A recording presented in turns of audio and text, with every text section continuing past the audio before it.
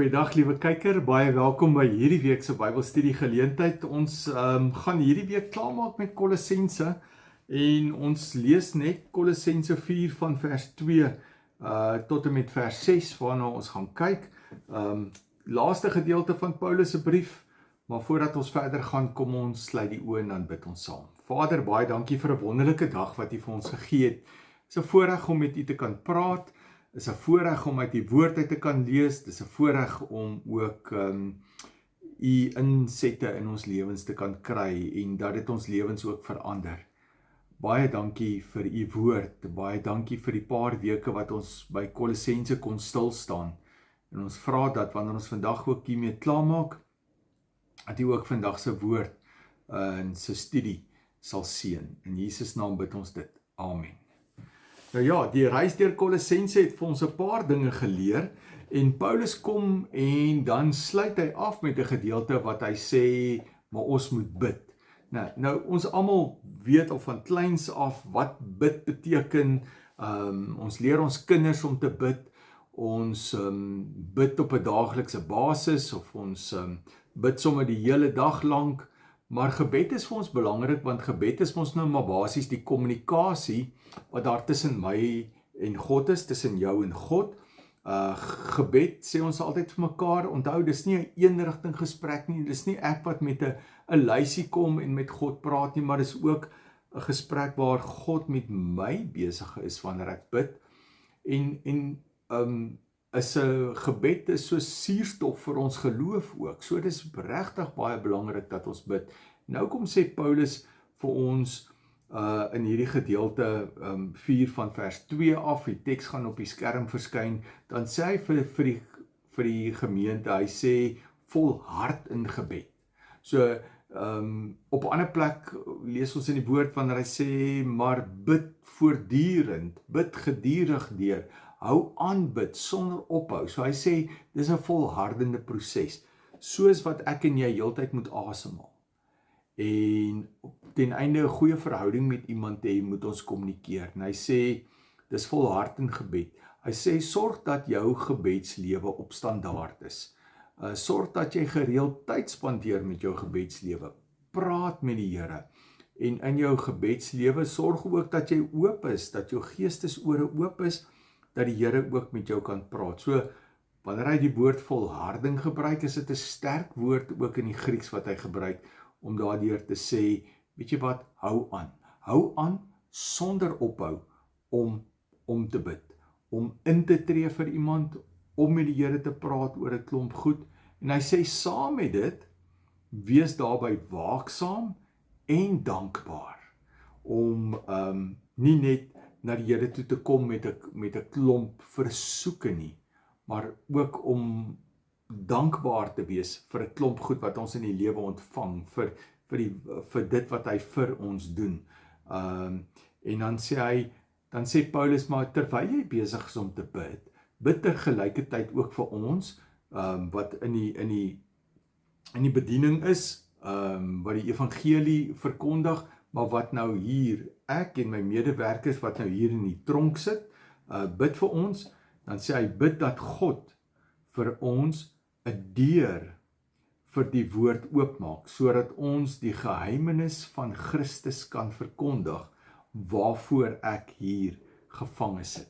So hy sê, asseblief, wanneer jy bid, en wanneer jy volhard in gebid, want onthou, hierdie brief gaan nou na die gemeente toe, dan sê hy, maar bid vir gemeente, bid vir my, saam met my medewerkers, wat hier in die tronk sit, sodat die Here vir ons 'n geleentheid sal oopmaak. Nou kan jy sien, Paulus bid nie net om uit die tronk te kom nie, maar ook binne die slegte omstandighede, Here, vir u koninkryk, sodat ons die geheimenis van Christus kan verkondig. Nou, wat is daardie geheimenis? As jy kan onthou, het ons in hoofstuk 1 daarby stil gestaan, wat hy min of meer sê vir ons wat die geheimenis is. En dan sê hy, wat is die inhoud van hierdie geheimenis? Dan sê hy in 1 vers 27, hy sê, die inhoud daarvan is, Christus is in julle, en hy is julle hoop op die heerlikheid. So hy kom praat eintlik en hy sê maar hierdie wil ek verkondig, wat hy in Korintiërs vir die Korinte skryf wanneer hy vir hulle sê, aan ons is die versoening, die verbond van versoening is aan ons toevertrou. En ons moet hierdie versoening wat God bewerk, wat Jesus kom bewerk tussen mens en God, ons moet dit verkondig, sodat mens en God weer versoen kan raak, soos wat hy skryf in Romeine 5 vers 1, deur die kruisdood van Jesus Christus. Maar nou sê hy, ons verkondig Christus, dis die geheimenis, dat hy die verlosser is, dat jy verbonde aan hom kan wees as jy in hom glo, dat hy jou hoop is op die heerlikheid, op 'n beter lewe as wat jy hier het, dat hy deur sy kruisdood eintlik dat jy geregverdig verklaar is, dat jou regstoestand verander het, dat God jou vryspreek. Dis al hierdie goed is eintlik wanneer Paulus praat van ek wil die geheimenis van Christus verkondig. Wat Christus regtig in jou lewe kom doen, wat hy vir jou beteken. Hy sê, bid dat daar geleentheid kom, dat ek selfs hier waar ek in die tronk sit, hierdie kan verkondig aan die mense. Maar ja, ook dat ek kan uitkom en dit nog verder kan verkondig. Dan gaan hy na vers 4 toe, en hy sê, bid dat ek het duidelik sal verkondig. Ek meen, baie duidelik, dat mense dit sal verstaan, bid dat ek het duidelik sal verkondig, soos dit my opgelees. En sien jy hier, werk Paulus met die beginsel van afhanklikheid, soos dit aan my oorgedra is, soos wat die Heilige Gees dit vir my gee, wil ek dit dan verkondig. Dis afhanklikheid. Hy gaan nie vanuit die dinge van ek weet alles nie, en ek sal dit verkondig soos wat ek wil nie. Nie dat ek die wysheid sal kry, want ek werk met verskillende mense mos nou, so ek kan nie, hoe ek het oordra aan een persoon, dit presies dieselfde oordra aan 'n ander persoon nie. Nee, want mense verskil, so die invalshoeke gaan verskil, en Paulus sê, bid dat dit by my die geval sal wees. En ek dink dis 'n gebed wat ons ook sekerlik op 'n daaglikse basis self kan bid, om vir die Here te vra, Here, gebruik my vandag, maar geef my die wysheid ook, dat wanneer daar 'n geleentheid oor my pad kom, dat ek dit op die regte wyse sal doen ook, om die evangelie te verkondig, die geheimenis van Christus kan verkondig. Dan kom hy in vers 5, en hy sê, tree met wysheid op, teenoor die mense wat nog buite die gemeente is, wat hierdie evangelie nog moet hoor, jy moet hierdie bediening van versoening, moet jy gaan verkondig, die geheimenis, so tree met wysheid op, presies wat ons nou gesê het, elkeen is maar anderste, en jy moet hulle uniek benader. Maak die beste gebruik van elke geleentheid. Jy sien, en dit is waar die ding inkom, ek en jy maak nie altyd die beste gebruik van elke geleentheid nie, want Christus het ons, voordat hy opgevaar het na die hemel, of sy laaste opdrag aan ons was, gaan dan, jy weet, maak die mense my disippels, vertel hulle van my, verkondig wie ek is, maak die mense my disippels, en nou daardie is die geleenthede wat ek en jy het. Ek en jy is altyd werksaam in die koninkryk van God. Dis nie net vir sekere mense nie, dis nie net vir die sendelinge nie, dis nie net vir die dominees of die pastore of wie ook al nie. Nee, ook vir gewone mense soos ek en jy. Sê hy, weet jy wat, die geleenthede is daar buite, jy moet dit net gaan versprei, en daarvoor is daar wysheid nodig. En moet jy sorg om die beste gebruik te maak van elke geleentheid. Dis hoekom hy sê, volhard in gebed.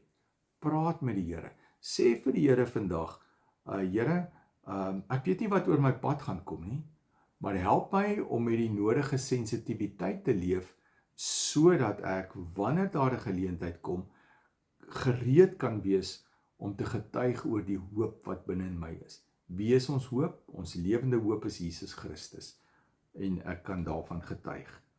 Vers 6, wat julle sê, en kyk nou hoe praat hy, wat julle sê moet altyd vriendelik wees, en van goeie smaak getuig, en julle moet weet hoe julle elkeen behoort te antwoord. So, hy sê eintlik vir jou, jy moet gereed deur hierdie lewe gaan, en dis hoekom jy moet volhard in gebed, om met die Here te praat, om ontvanklik te raak, dat die Here jou sal voorberei, sodat jy ontvanklik sal wees, wanneer daar geleenthede kom, sodat jy gereed sal wees vir die geleenthede, wat hy oor jou pad bring. En so, dis vriendelikheid, want dit trek mense nader. So baie groot opdrag wat Paulus hier, mense sou dink, ja, hier teen die einde, wil hy net die brief afsluit, maar is baie belangrike goed wat hy vir ons sê. So hy sê eintlik vir my en jou, gaan kyk bietjie weer na jou gebedslewe. Hoe lyk jou gebedslewe? Hoe bid jy? Gaan jy net met 'n lysie na God toe, en jy bid net vir jou mense, en jy bid vir jou kinders, of net vir jou eie persoonlike goed? Hy sê nee, dit gaan eintlik oor veel meer. Hoe baie bid jy vir die koninkryk van God? Hoe baie bid jy vir jou werk en jou rol binne die koninkryk van God? Binne die koninkryk bedoel ek om Jesus Christus uit te brei, om ander mense in te trek, om hulle kinders van God te maak.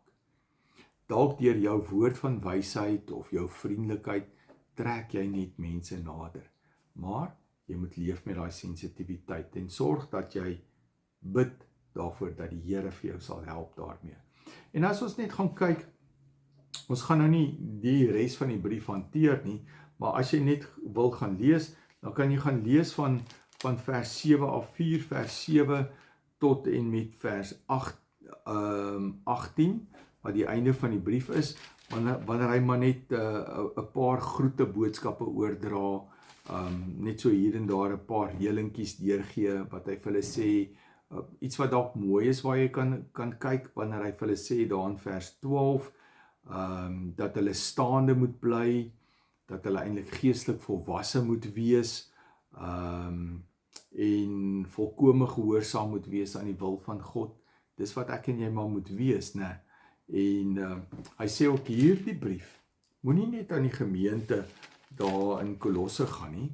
Hy sê dit moet versprei word ook na Laodicea toe, ook na die ander gemeentes toe. En die brief wat soontoe gaan, moet ook weer vir die ouens dan moet ook met hulle uitgeruil word in Kolosse. So briewe word heen en weer uitgeruil. So ons weet dat hierdie brief is dis nie net vir die brief aan Kolossense, aan die Kolossense is nie net vir hulle nie, maar dit het ook Laodicea toe gegaan.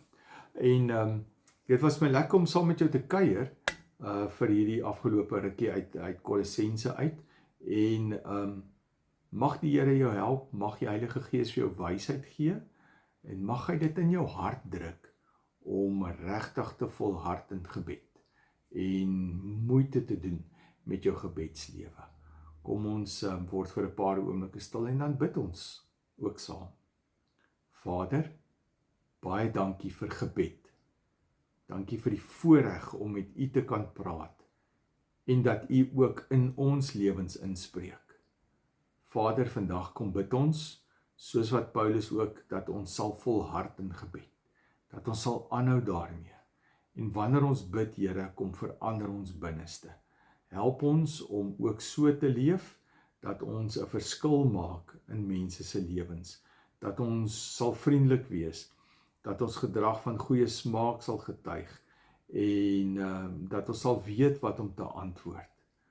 Maar ons wil aan die einde van die dag net U verkondig en U naam groot maak. Kom help ons daarmee. Elkeen wat na hierdie boodskap luister, rus hulle toe, praat met hulle Heilige Gees.